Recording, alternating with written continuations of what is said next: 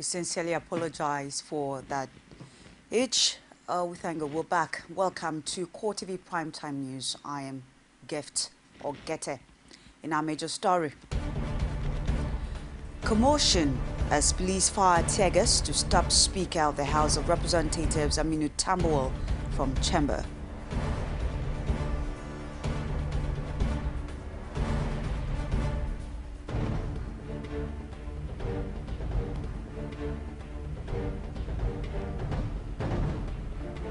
Also in this program, Presidency washes hands of police invasion of the National Assembly complex.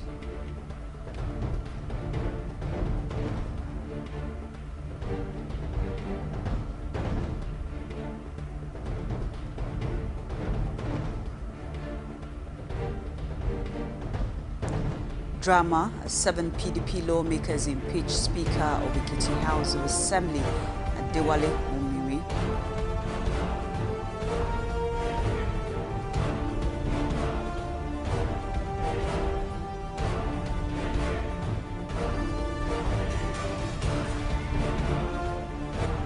And outside Nigeria, UN Rights Office says almost 1,000 people have died in eastern Ukraine since the September 5 ceasefire came into place.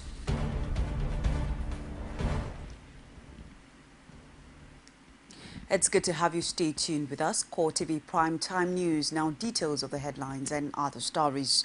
Security forces on Thursday fired tear gas canisters inside the National Assembly complex to stop the Speaker of the House of Representatives, Aminu Tambuwal, from gaining access into the chamber. It was, however, smuggled in by other federal lawmakers after they had earlier beaten the barricade put up by the police at the main gate. Some members of the House of Representatives had to scale the fence of the complex to gain entrance, while a long line of vehicles were visible on the short road leading to the assembly. The report. This was the scene inside the National Assembly complex after the Speaker and his team had found their way in. He was making his way by foot to the main building housing the chambers when the first shot was fired.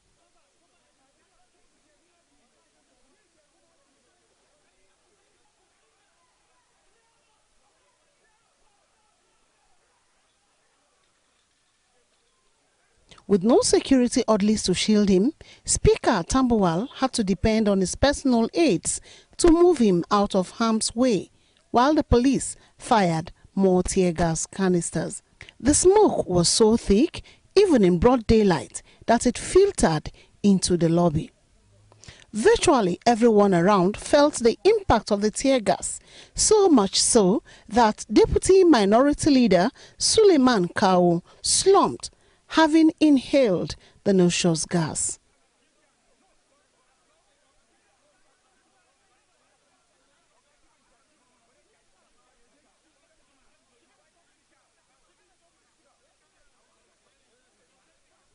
It elicited anger in the complex, with some legislators chanting anti-police slogan, but were soon calmed down. This was because the lawmakers had achieved their aim of getting Speaker Tambuwal into the chamber in spite of efforts of the police team led by FCT Police Commissioner Wilson Inalegu.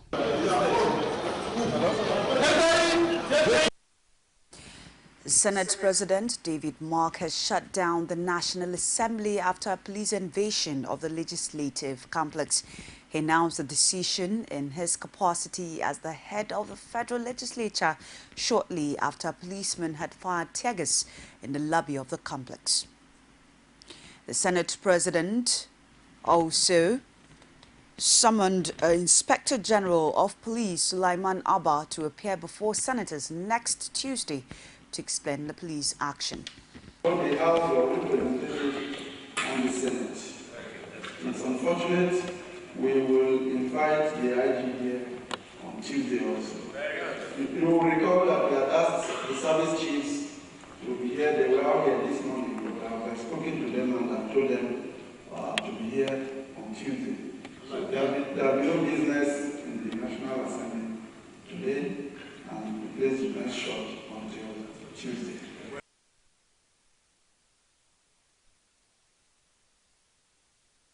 The National Assembly caucus of the All Progressives Congress has described the police action as an assault on the legislative arm of government.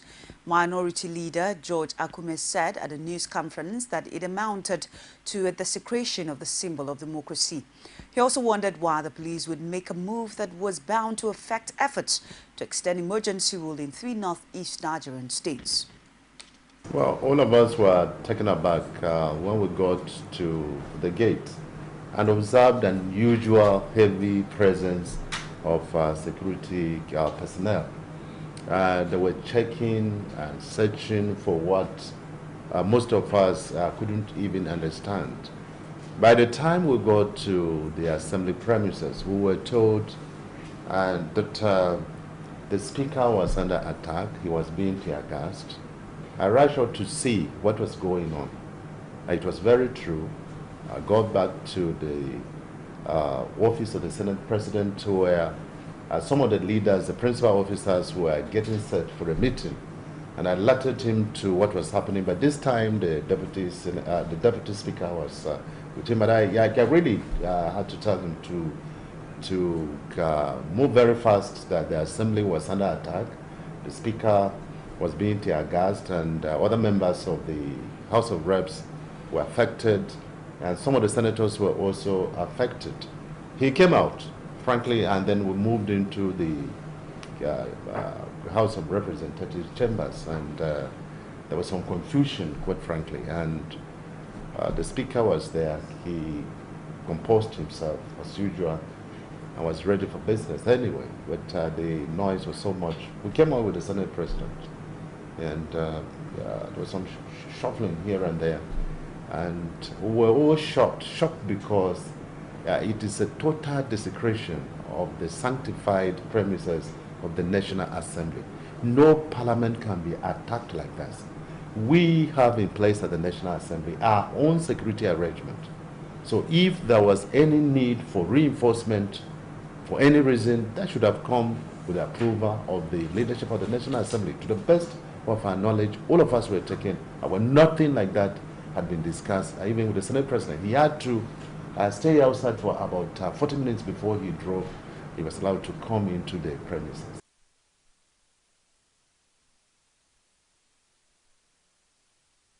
Vice President Amadi Sambo on Thursday held a closed-door meeting with the leadership of the People's Democratic Party in the House of Representatives. The meeting, which took place at the presidential villa, came few hours after the chaotic scenes that trailed a futile police attempt at preventing Speaker Aminu Tambuwal from entering the National Assembly. Sambo met with the PDP lawmakers because President Goodluck Jonathan had traveled to London to preside over a meeting of Nigeria's Honorary International Investment Council. At the meeting, where Deputy Speaker Emeka Ihedioha, House Leader Mulikat Adeola Konde, Deputy House Leader Leo Ogo, and the Chief Whip Ishiaku Bawa. The lawmakers arrived at the presidential villa at about 5 p.m. and left more than 1 hour later without speaking with journalists.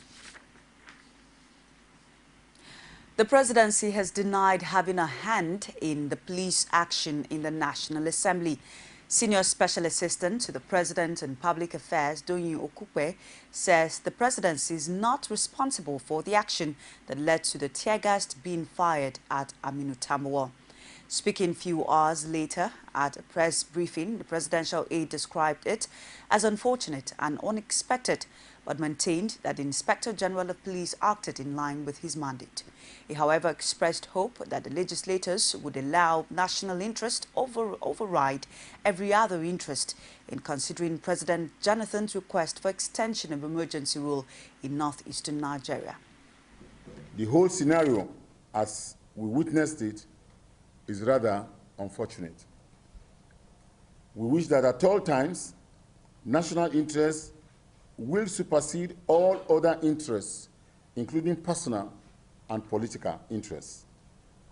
From government perspective, the overriding concern today is the issue of insurgency, which necessitated the request by Mr. President that National Assembly considers an extension of the state of emergency to give the security forces the needed legal framework and space for a successful prosecution of the war against the terrorists, Boko Haram.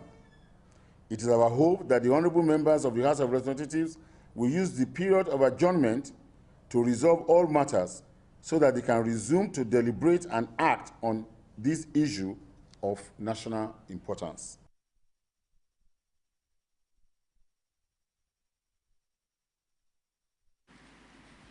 Former Vice President Atiku Abubakar has slammed what he says are crude methods the Jonathan administration is using to harass and humiliate perceived political enemies. Reacting to the police action at the National Assembly, the former Vice President said in a statement that the seized mentality of the administration poses grave threat to Nigeria's democracy, the rule of law and the principle of separation of power. He said the behavior of the PDP-led government towards Tambuwal was not acceptable under a president that has committed himself to upholding the rule of law. The former vice president ordered that the abuse of power by using state agents to harass perceived opponents is not only capable of hitting the polity, but also carried the risk of polarizing and politicizing security operatives in the country.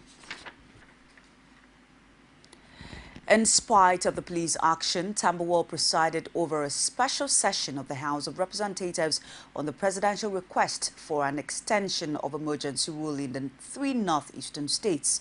He explained the reason why the lawmakers had to cut short their recess, as well as talked on why the House went on break in the first place. The House later went into a closed session to consider President Jonathan's request.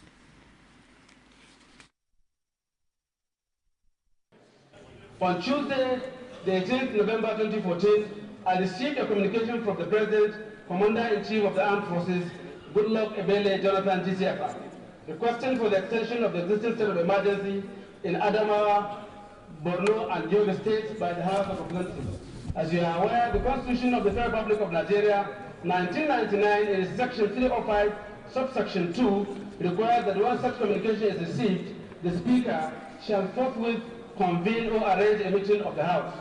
Again, Section 5, subsection 6, in its paragraph, contemplates that adequate for the extension of the state of emergency, when submitted to the legislature, shall be deliberated and concluded upon, preferably, before the expiration of the period of 6 months of the existing approval. I should remind my honorable colleagues that the last extension approved expires 12 midnight this Thursday, hence this special session. In view of some erroneous insinuations from certain quarters on the current recess which are capable of misinforming the unsuspecting public, I consider it necessary to make some clarification.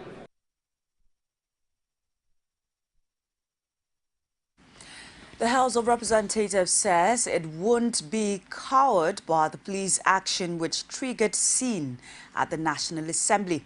Addressing journalists after Thursday's special session, spokesman for the House, Zakari Mohammed, maintained that such illegalities would not be condoned by the legislators. He also cleared the air on an alleged plot to impeach Speaker Aminu Tambuwal. I think we're students of history, and that we have been in these chambers since June 2011. And at all time, except the day that we were to be inaugurated, have we had the craze that we saw today. If a presiding officer will have to be locked off, and you gave us an assignment, you wrote and addressed your letter to the Speaker. And when you wrote to the Speaker, you said he should expeditiously treat the extension of emergency rule. He couldn't have sat on the streets of Abuja to preside. He must come to the hallowed chambers, which is our temple, to come and preside. And we have our norms. But of course, to our chagrin, all of you saw that we were prevented from entry. And at some point, tear gas was thrown at us. We're not criminals. We're elected by the people of Nigeria to come and exercise powers or exercise some duties for and on their behalf. So if those explanations given by those policemen is like crying or trying to shed crocodile tears, especially when the deed has been done, the interesting thing is that the world is seeing, and of course watchers democracy at sea. But for us, we have sworn to protect the Constitution and to do all those things that are right, and within the limits of our powers, and we refuse to be coward. The National Assembly is not a state assembly where illegalities will be perpetrated and people will just take it on like that. It's CoreTV Prime Time News. Confusion as 7 PDP lawmakers impeach Speaker of Ekiti House of Assembly. Find out more after the break. Stay with us.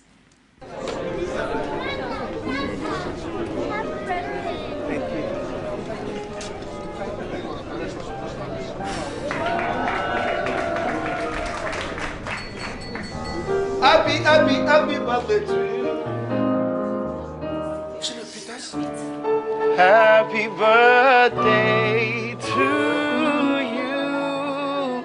Happy birthday, dear Professor. My former students. Happy birthday. Every day, life is made better by the moments of surprise we create for others and for ourselves.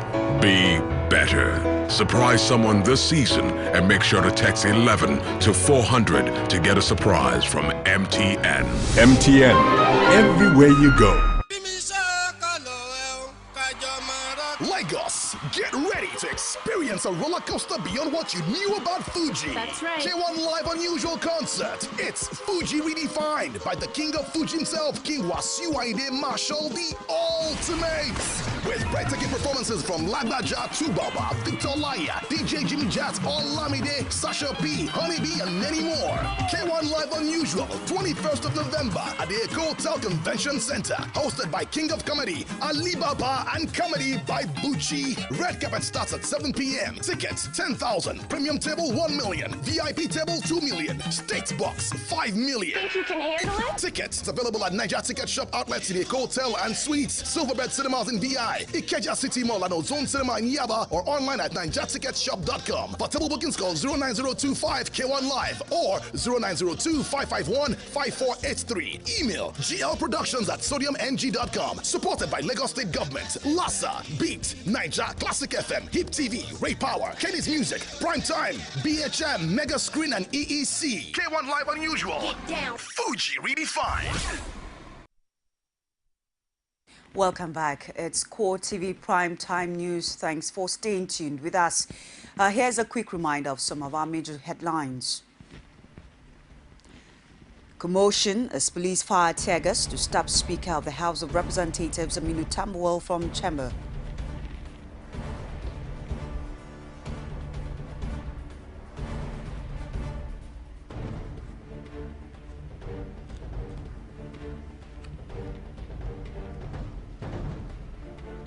Presidency washes hands of police invasion of the National Assembly complex.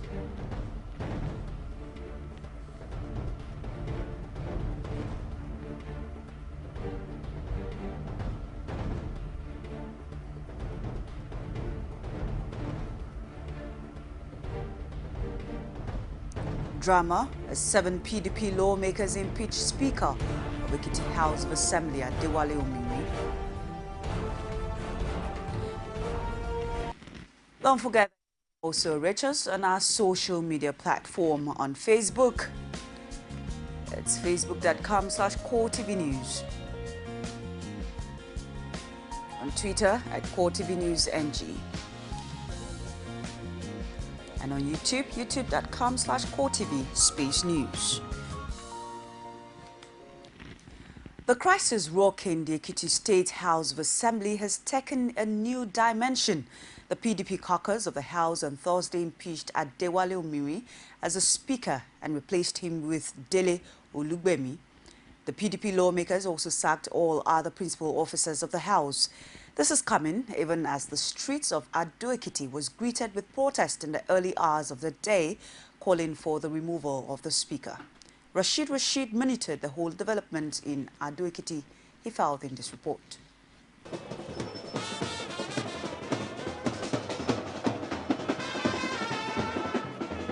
It all started with a protest on the streets of Ado-Ekiti by those tagged Ekiti Lovers Group, who chanted anti-APC songs and called for the sack of the Adewale Omirin-led House leadership. We want him to be removed because he has not been performing. He's not active. He stayed at Lagos. He wants to be ruling Ekiti from Lagos. We don't want it. As a speaker, he's supposed to be in Ekiti State to be monitoring what is going on there. And as if heeding the call of the protesters, the PDP caucus of the Ekiti House of Assembly gathered at the chamber and quickly barred journalists from covering the proceedings. Then, the emergence of Dele Olugbemi as new Speaker of the House. The former Speaker, Dr. Adewale Omirin, and his deputy served the state for almost 3.5 years. We are grateful to them. The House will continue to accord them deserved recognition and respect. We will continue to tap from the wealth of experience, leadership in the legislators' arms of government, is collegiate, and every honorable member is a potential principal officer. The leader of government business in the House, Samuel Ajibola, did not also waste time in stating reasons for the impeachment. We have changed the principal officers of the state, of the House of Assembly. The Speaker has been impeached. All right, sir. The Deputy Speaker has been impeached. They have been impeached on the ground that, one, they left their official responsibility without an official notice. Two, for not to be able to coordinate the House of Assembly members, trying to divide the House of Assembly members. Three, holding the states hostage with the responsibility the whole to have render for this state to move forward. Four, for relating or revealing official secrets of the state to some interested party outside the government. Five, for misappropriation of the House of Assembly fund. Six, for signing a resolution that the House of Assembly members did not know about.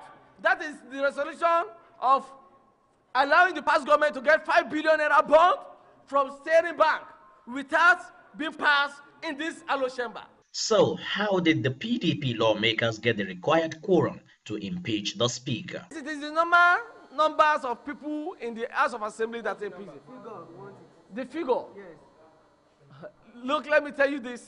You see, when we come to the issue of figure, not figure, House of Assembly has their own culture. We have our own law. We have the way we operate. We have the way we run things. It is not my duty to tell you figure. It is an administrative function. And you cannot allow me to, as a public servant, to go and be doing the duty of an administrator.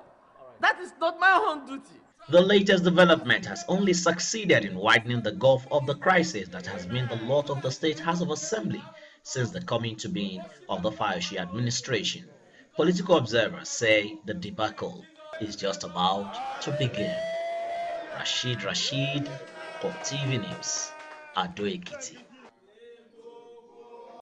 Ekiti State Governor Ayodele Fayose has thrown his weight behind the new Speaker, Dele Olugbemi, and promised to work with the new leadership of the House.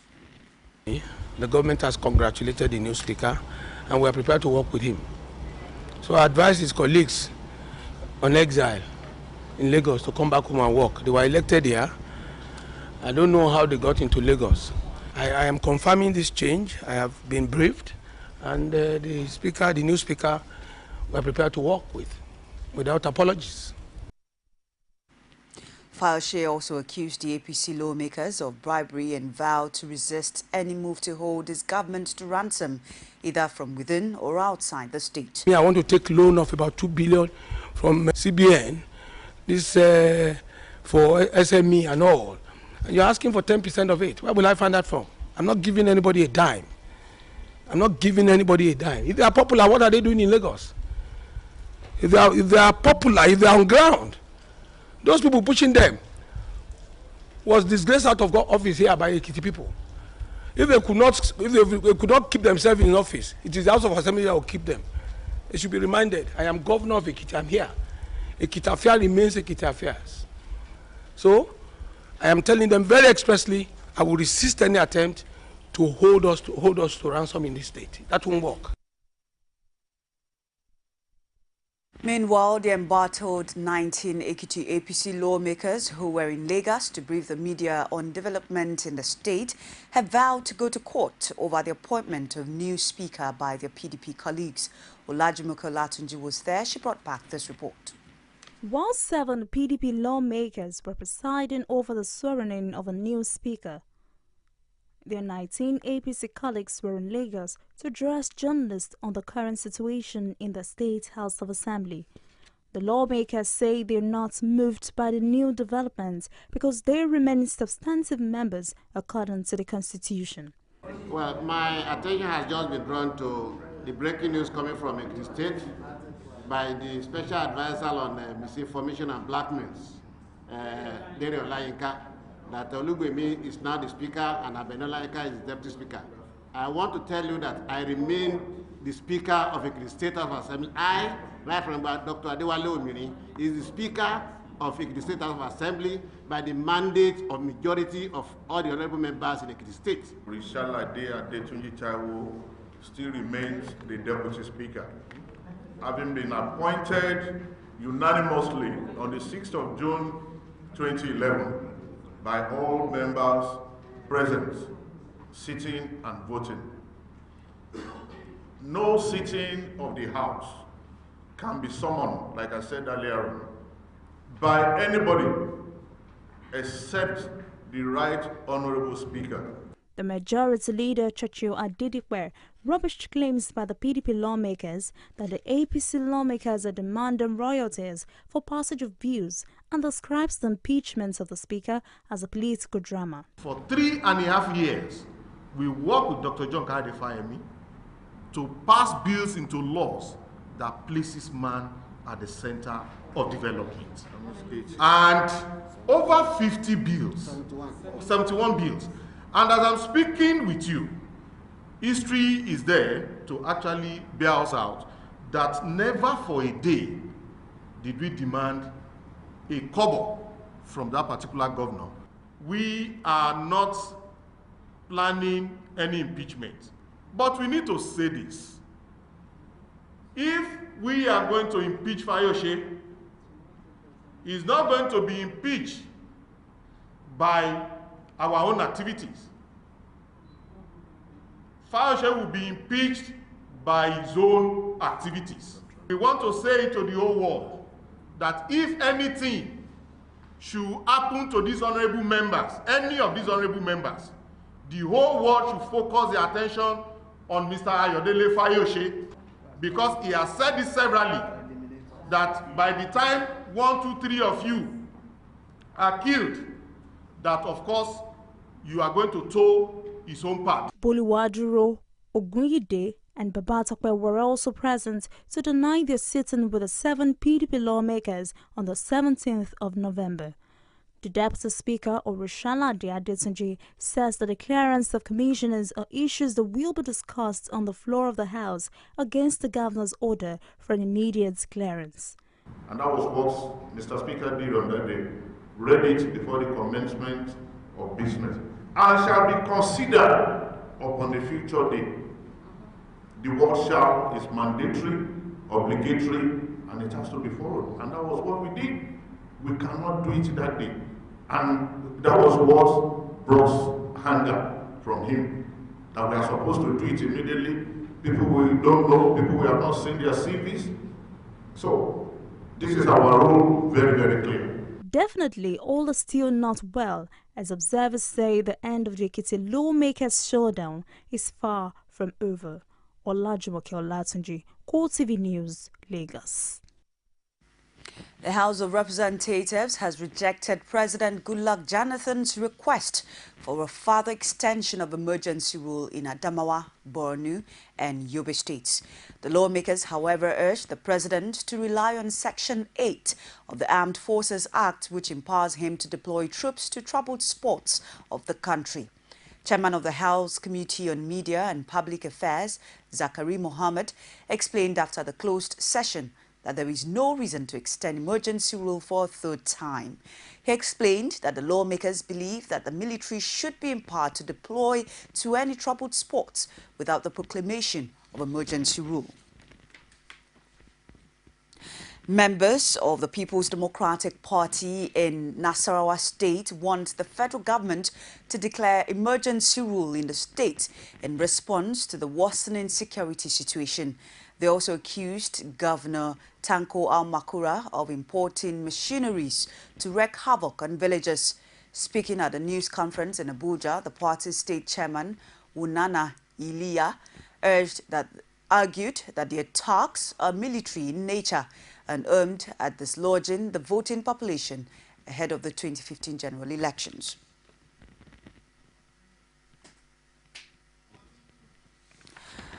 Adamawa State chapter of the People's Democratic Party held a town hall meeting condemning the dissolution of the state executive by the National Working Committee of the party. The meeting had in attendance members of the defunct state exco, members of the Board of Trustees and aspirants under the platform of the People's Democratic Party. The meeting generated heated argument among members who expressed grief and disapproval over the development. There was also protest demanding the reinstatement of the defunct exco.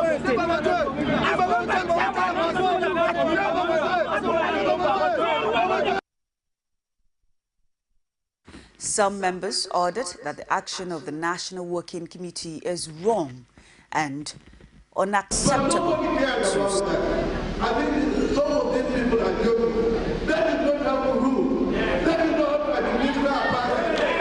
I think we are not going to be taken for a ride at all. The only authentic, legitimate, legal,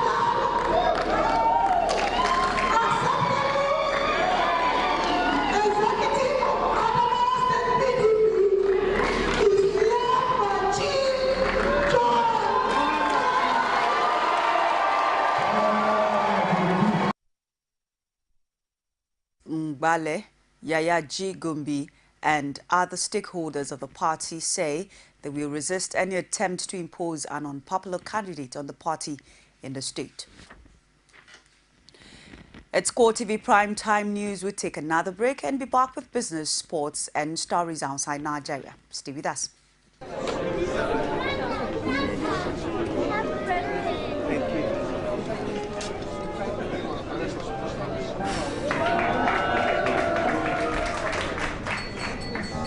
Happy birthday to you. Happy birthday to you. Happy birthday, dear Professor. My former students. Happy birthday. Every day, life is made better by the moments of surprise we create for others and for ourselves. Be better. Surprise someone this season and make sure to text 11 to 400 to get a surprise from MTN. MTN, everywhere you go. Lagos, get ready to experience a roller coaster beyond what you knew about Fuji. That's right. K1 Live Unusual Concert. It's Fuji redefined by the king of Fuji himself, King Wasiu Marshall, the ultimate. With breathtaking performances from Lagbaja, Tubaba, Victor Laya, DJ Jimmy Jat, Olamide, Sasha P, Honeybee, and many more. K1 Live Unusual, 21st of November at the Eco Hotel Convention Center. Hosted by King of Comedy, Alibaba, and Comedy by Bucci. Red carpet starts at 7 p.m. Tickets 10,000. Premium table 1 million. VIP table 2 million. State box 5 million. Think you can handle it? Tickets available at Niger Ticket Shop outlets in the Hotel and Suites, Silverbed Cinemas in VI, Ikeja City Mall and Ozone Cinema in Yaba, or online at NigerTicketShop.com. For table bookings, call 09025 K1 Live or 0902 551 5483. Email glproductions@sodiumng.com. Supported by Lagos State Government, LASA, Beat, Niger, Classic FM, Hip TV, Ray Power, Kenny's Music, Prime Time, BHM, Mega Screen, and EEC. K1 Live Unusual. Get down. Fuji redefined.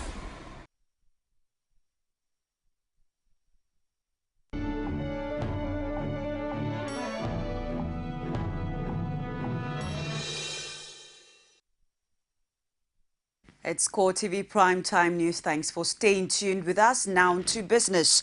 Royal Dutch Shell on Thursday says it has completed a sale of its 30% stake in Nigeria's onshore oil mining lease OML-24 in the eastern Niger Delta to New Cross Exploration and Production for $600 million.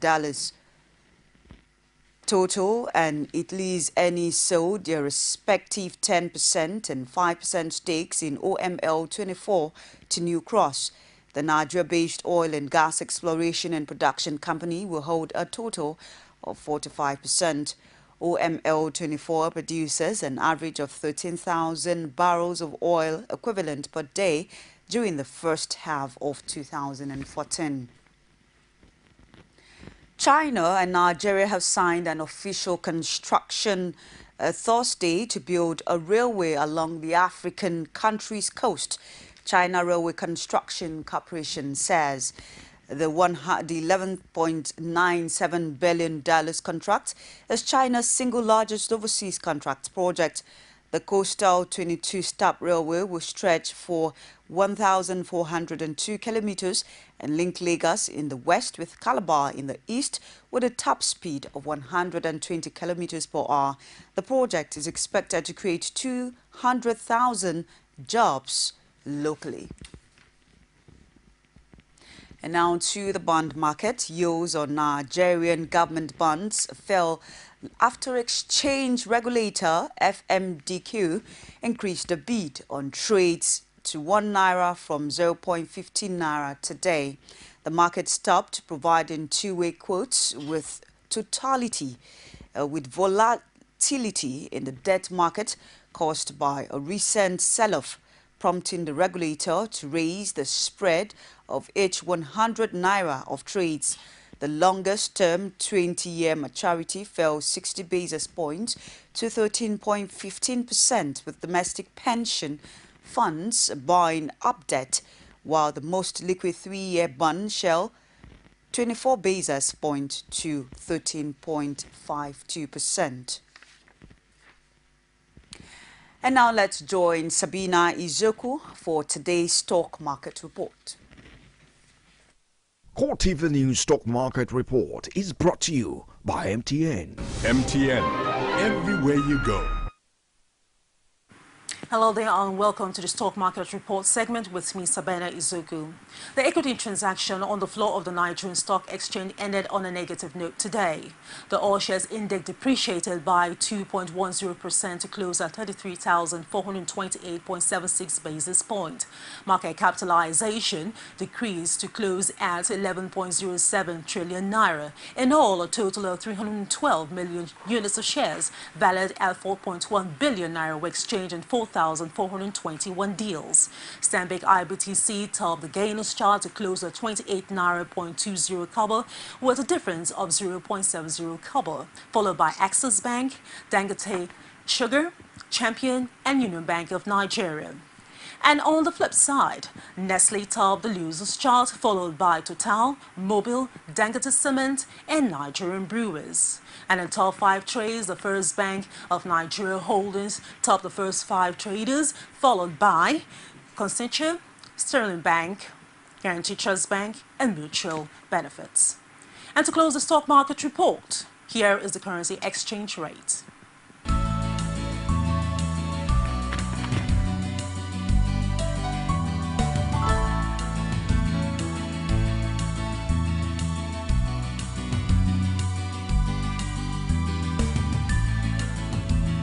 CoreTV News Stock Market Report is brought to you by MTN. MTN, everywhere you go. There you have it, today's stock market report with Sabina Izuku. And now to sports. Rivers Angels head coach Edwin Okon has said his side are in the Women's Federation Cup final to win their 5th title of the annual football showpiece. The cup holders will confront challengers Sunshine Queens in the cup final on Sunday at the Teslim Balogun Stadium, Lagos. Okun said though the side have limited knowledge of the Akure-based Nigeria Women Premier League side, His words have been well tutored on what to do when both sides take to the pitch on Sunday. The Port Harcourt-based side expected in Lagos on Friday ahead of the Cup final on Sunday against Sunshine Queens. And now to Ukraine.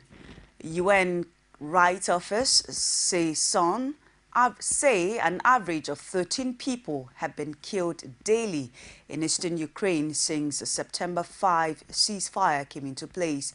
In the 8 weeks since the truce came into force, the UN says 957 people have been killed amid continuing violations on both sides. The new report by the office describes a total breakdown of law and order in rebel-held Donetsk and Luhansk. It also heightens credible allegations of abuse of government forces. Russia has been widely accused of funding the violence by covertly supplying the rebels with military aid, an accusation it denies. Ukraine Prime Minister Arseniy Yatsenyuk accused Russia on Thursday of seeking deliberately to provoke a large-scale war. The actions of Russian President Vladimir Putin, he told the news conference, were a threat to everyone, the global order, global peace. Separately, President Dalias of Lithuania, a NATO state and EU member, described Russia as a terrorist state in a radio interview. And just before we go, a reminder of our top stories. Commotion as police fire tear gas to stop Speaker of the House of Representatives, Aminu Tambuwal, from chamber.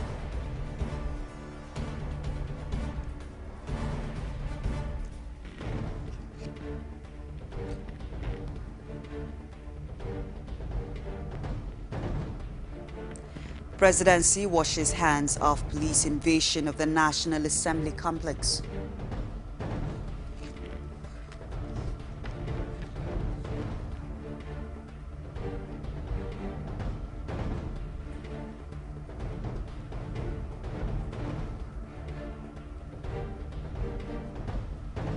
We also told you that there is drama as 7 PDP lawmakers impeach Speaker of Ekiti House of Assembly.